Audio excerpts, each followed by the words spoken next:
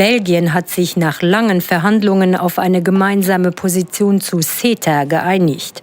Der für den 27. Oktober angesetzte EU-Kanada-Gipfel wurde zwar abgesagt, trotzdem ist eine Unterzeichnung des Freihandelsabkommens immer noch möglich.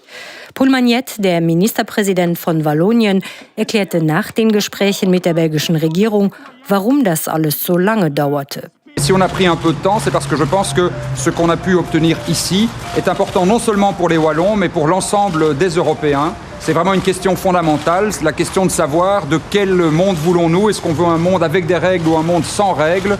Nous voulons réguler ce marché, nous voulons pouvoir protéger les citoyens. C'est pour ça que nous nous sommes battus et je crois que ça en valait la peine puisque nous avons été entendus.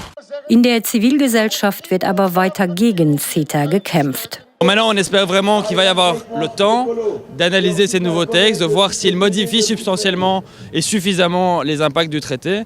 Et on se prononcera dans les jours qui viennent.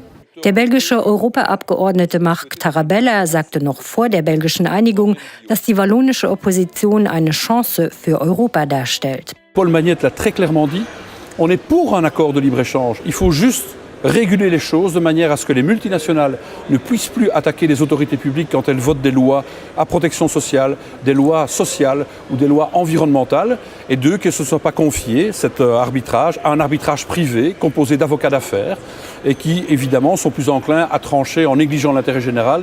Durch ihre Blockade haben die Wallonen eine Debatte angestoßen, in der es um die Interessen aller Europäer geht, so der Grüne Yannick Jadot.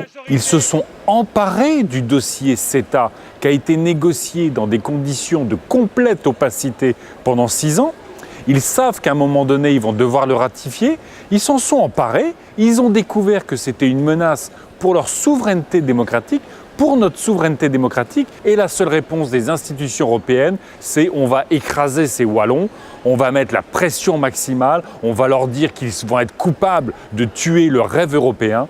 Das Freihandelsabkommen wird jetzt an die 27 anderen Mitgliedstaaten der EU geschickt. Danach müssen die belgischen Parlamente abstimmen. Sie wollen das bis Freitag um Mitternacht tun. Kanada muss sich also noch etwas gedulden.